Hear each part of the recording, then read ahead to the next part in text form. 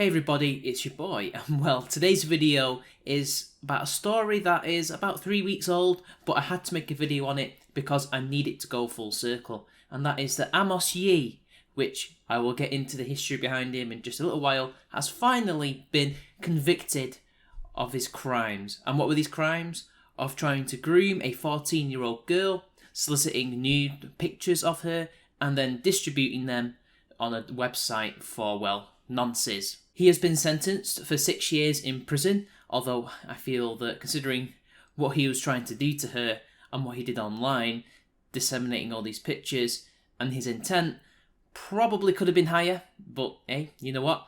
That's the law, and we get what we're given, unfortunately, because, as we all know, the true and proper punishment for nonces is the wood chipper. Now, who is Amos Yee? Amos Yee became famous at a very young age. He was 16, 17, he's from Singapore originally, and he went viral with these rather scathing, I'd say 2006 tier edgy videos on Christianity, and then later on Islam, and he became a sort of free speech martyr because in Singapore, because it's Disneyland with the death penalty, to quote William Gibson, they have stringent authoritarian laws in order to keep order in their little city-state. And part of that is to make sure that nobody's feelings are hurt when it comes to any religion, anything whatsoever. They don't care if it's Buddhism, Christianity, or Islam.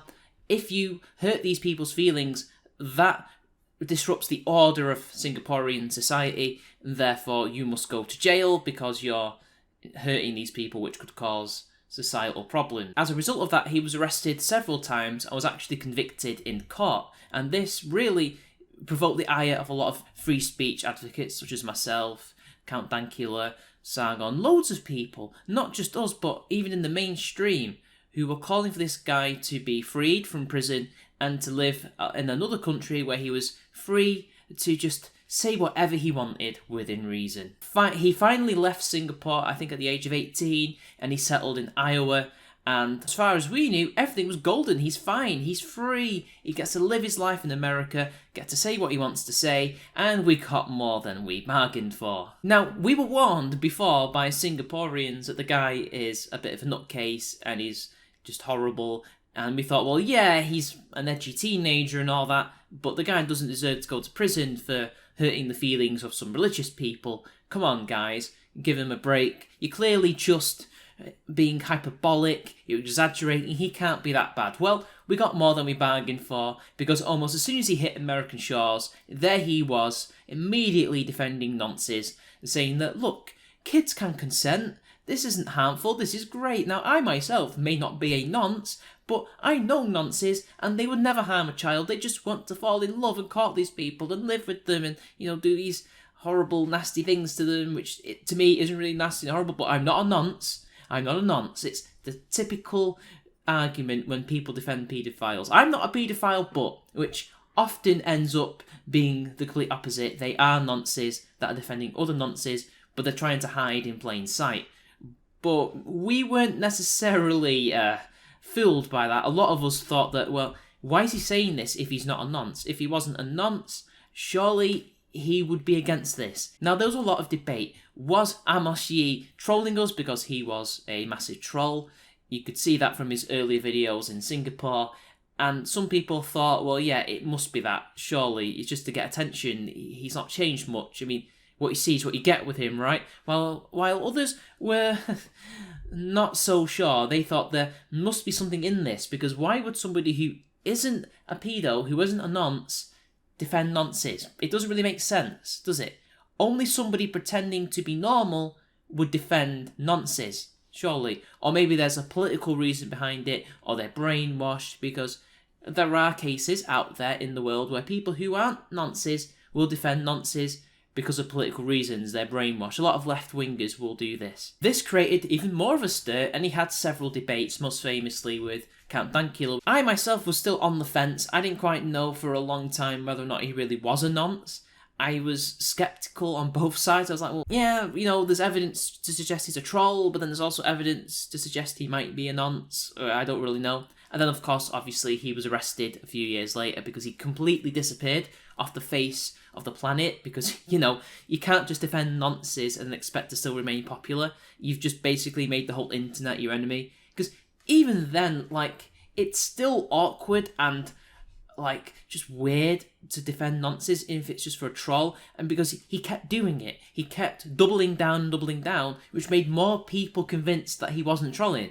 And that's ultimately what made me think he's not trolling. He legitimately believes that he should defend these people and that they're no harm to society. And then the debate shifted between those of us who didn't think he was trolling was, well, is he a nonce or not? And well, obviously, he was arrested and then he went to trial and he was found guilty, so all of that is now confirmed. Now let's get into some of the grisly details. I already mentioned that he tried to groom somebody and to send her pictures all over the internet, but let's just see how he did it. According to Channel News Asia, Yee befriended the victim, a 14-year-old girl, in February 2019 when he was living in Cook County, Illinois. He was 20 at the time. He met the victim online and they began an online courtship, during which Yee repeatedly requested her to send him naked photos of herself. On several occasions, Yee asked her to engage in roleplay and sexual fantasies, including asking her to show him her body. Yee did this despite the victim informing him that she was 14 at the time of the offences. He apparently used the internet, specifically WhatsApp, to seduce, solicit and lure the victim, and then distributed photographs of her on a site. Now, in 2017, when Yee was granted asylum in the US by the immigration court, the Department of Homeland Security actually opposed this. And for once, we can say the feds were right. We were wrong. So ultimately, what is the moral of the story here? Well, I guess we can't let our passions override our reason, because I think that's what happened here. We saw a young kid, he was 16 at the time, I guess oppressed by his own government for essentially hurting someone's feelings, and because we've seen people be arrested and put in jail for such things like that in Britain and in other places in Europe, or have their lives ruined in America for that, we felt strongly, we sympathised because we see it happening in our own society, although to a lesser degree. And as a result of that, we wanted to save him. We wanted to bring him over to a freer society and let him have a good life where he could do good work, because I guess we saw potential in him as a free speech advocate. Unfortunately, we didn't anticipate the other side of him, but of course, how could we ever have predicted that he would be a nonce? Clearly, the feds knew more about him than we did. They must have done a lot of homework behind the scenes. Maybe they knew there was something up about him and said, well, look, yeah, he's being oppressed by his government, but he might be a nonce. It doesn't go into detail in the article, but maybe that's why Homeland Security didn't like him, or maybe because a lot of them were a bit, paused. It was more about the religious aspect of it. I can't say. I guess really what we should do is never trust somebody at face value as to their intentions. We should always be skeptical of them until their actions show that actually they're legitimate or they're not.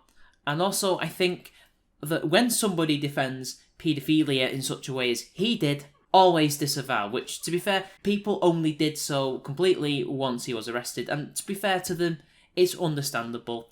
They thought he was trolling, or at the very least they thought he was not a paedophile and therefore had a right to at least speak his opinion, to speak his mind. Even if they disagreed vehemently, that's absolutely fine, but I think it's best to disavow completely. Ultimately, I guess it's to guard our side. We have to make sure that people like him don't find a way to worm their way into our circles and to then use that to subvert it for his own agenda. And I think that's what we have to do. We just have to be vigilant. Always defend free speech no matter what, but just be mindful of the people who use free speech arguments for their own agenda. This is what the left did for decades to get into power, and this is what paedophiles are doing now to try and get acceptance and ultimately child sex legalised in the West and across the world. This is why we have to be vigilant. So anyway guys, until next time, it's been your boy, and I'll see you all later.